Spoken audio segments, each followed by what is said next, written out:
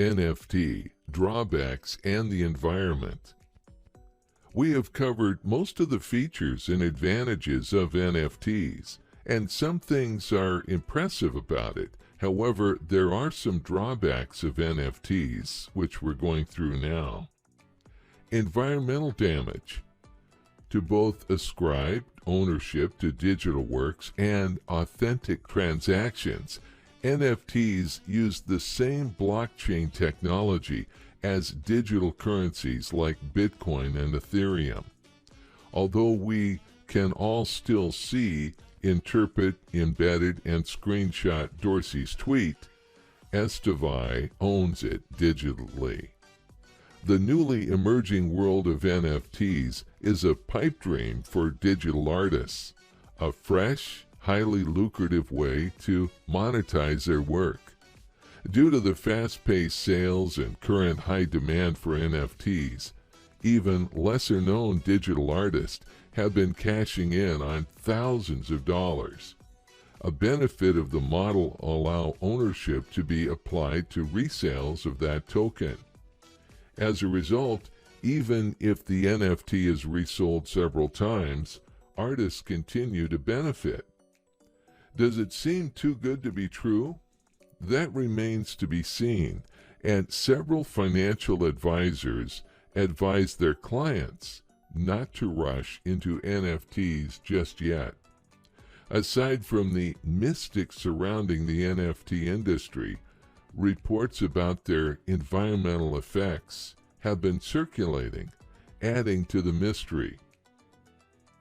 Earth pays a hefty price for the art.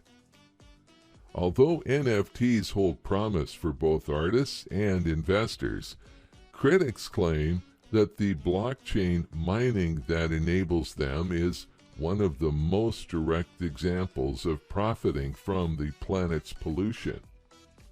The issue is that many creators, especially those who joined the NFT bandwagon early on, are cut off from the energy consumption process.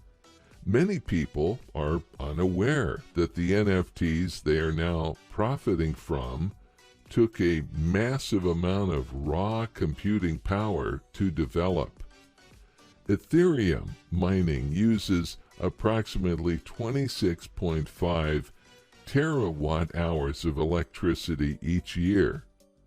To put that in perspective, that's about the same amount of energy consumed annually by the entire nation of Ireland.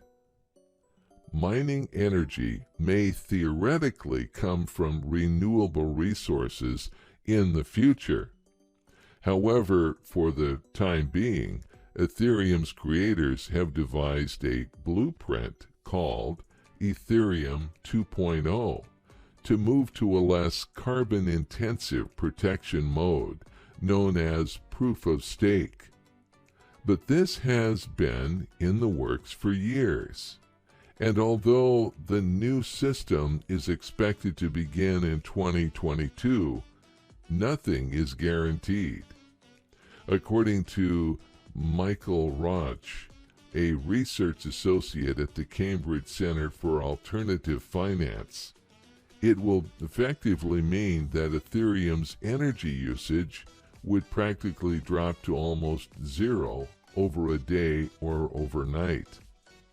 Many people forget the physical, real-world dimensions of the practice of mining while imaging how blockchain works. Miners have taken over basements and factories after the cryptocurrency boom started, filling these vast spaces with air conditioning and endless rows of high-powered machines running apps.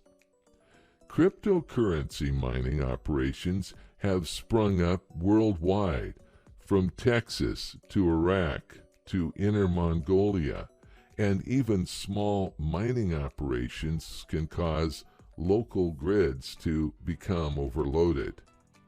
Some mining hotspots that have grown in popularity due to cheap hydropower have had to prohibit new operations due to concerns that the intensive energy use required for mining would force nearby energy users to use dirtier energy sources. Fortunately, those worried about the effect of NFTs on the ecosystem are already working on various solutions. While some buyers are wary of buying works that Ethereum doesn't back, others explore the possibilities of private blockchains, which allow them to avoid some of the drawbacks of cryptocurrencies. Users on sites like GitHub have already started making guides on making more eco-friendly NFTs for environmentally aware digital developers. In a recent interview with Flash, artist Memo Acton said, "I realize that the topic of sustainable networks not only needs to be part of the crypto conversation, but it is also the conversation into which frameworks, practical implementations, and power structures are all enmeshed." Atkin, a digital developer himself, discovered through his study that a typical single edition NFT has a carbon footprint of 1,000 kilometers, and higher versions have a carbon footprint of thousands of transatlantic flights. Digital artists should be able to support themselves by doing what they enjoy. However, this does not include the massive footprint it already has, nor the current lack of accountability. New companies and outlets must be in line with the principles we want to carry forward. How much do blockchains consume? We've already noticed that a portion of blockchain's resources is used for consensus, and another portion is used for redundant operations. Since the energy consumption associated with consensus outweighs the energy consumption associated with running transactions in POW blockchains, the redundancy aspect is rarely addressed in depth. However, for non-POW blockchains, the energy consumption associated with consensus is not as significant. Therefore, the contribution of redundant operations to total energy consumption may be significant. As a result, alternative consensus frameworks and principles that allow for reduced operation redundancy should be considered to further the energy usage of blockchain technology further.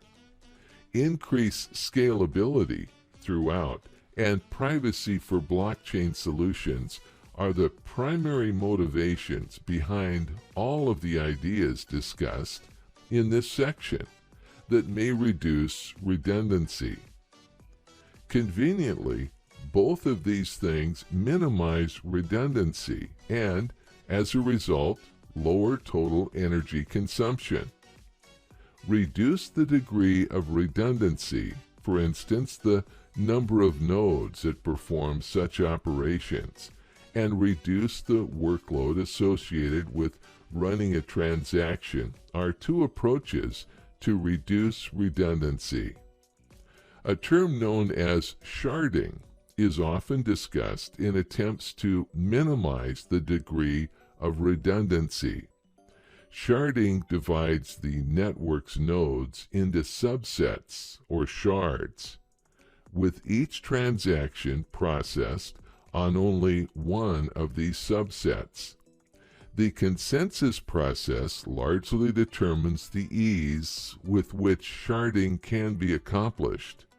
For example, sharding is challenging to implement in POW blockchains because it requires ensuring that computer power is distributed roughly evenly within a shard to preserve a balance of voting weight among the related nodes. Voting power is connected to the capital invested by each node in a POS blockchain.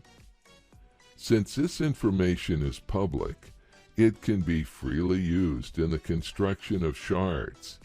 Off-chain payment channels between two parties that communicate often are another concept for reducing redundancy. Such channels typically necessitate a blockchain transaction, during which off-chain payment channels are established and terminated. On the other hand, both intermediate transactions should ideally be conducted bilaterally and without involving a transaction on the corresponding blockchain.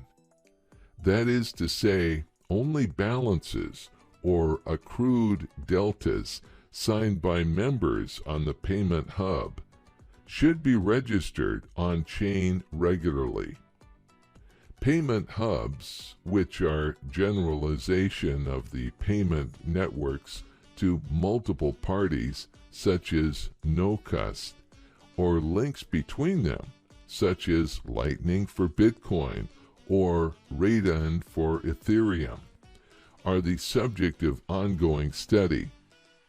The use of sidechains is a similar basic idea, for instance, Plasma for Ethereum. There are small blockchain networks that refer to the main chain as a highly stable root regularly. On the other hand, reduced redundancy tends to make a blockchain network more centralized, which must be carefully balanced against concerns about stability, liveness, and trust. Finding a good balance between these interests could allow the system's total workload and thus its total energy consumption to be reduced.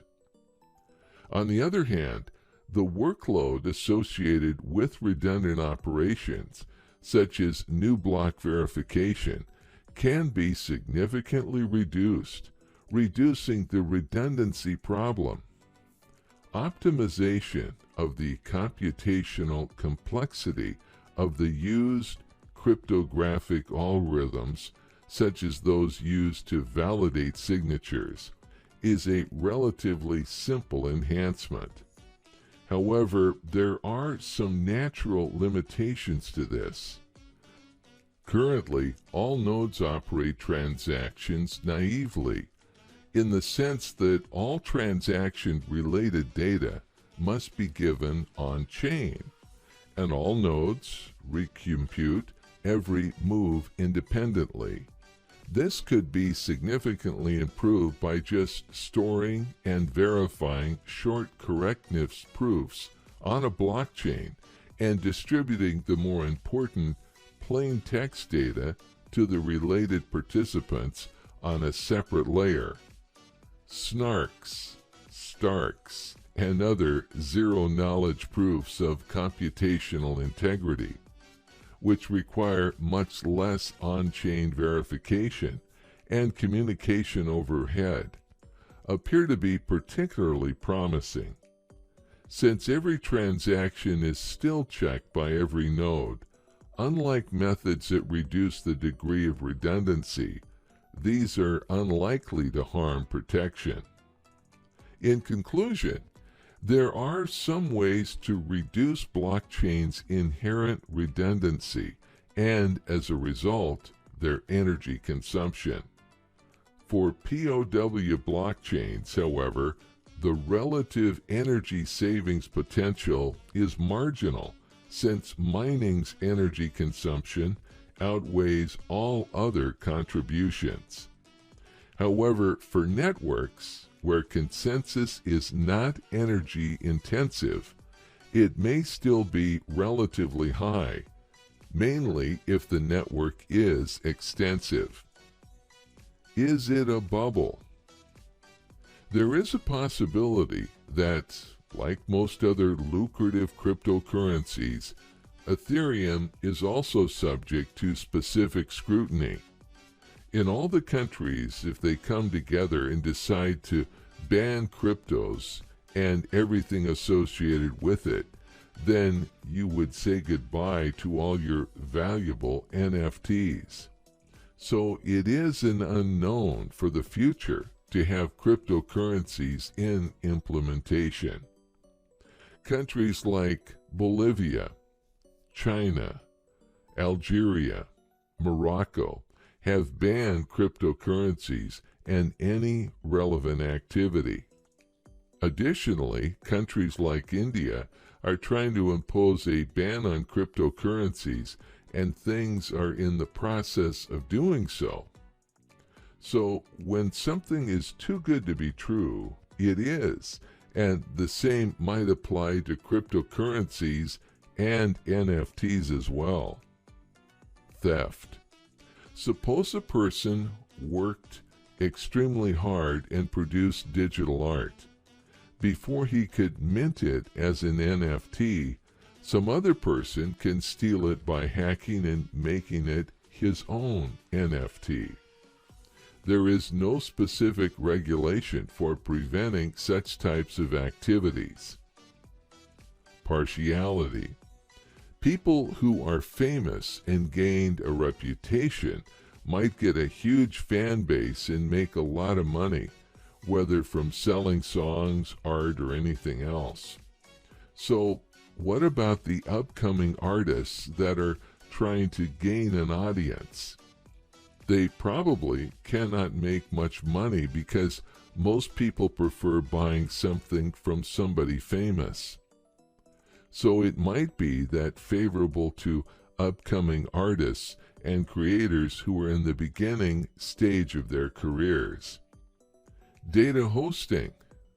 The digital asset and NFT are stored individually, which means the NFT is located on the blockchain while containing the information where the digital asset associated with it has been found.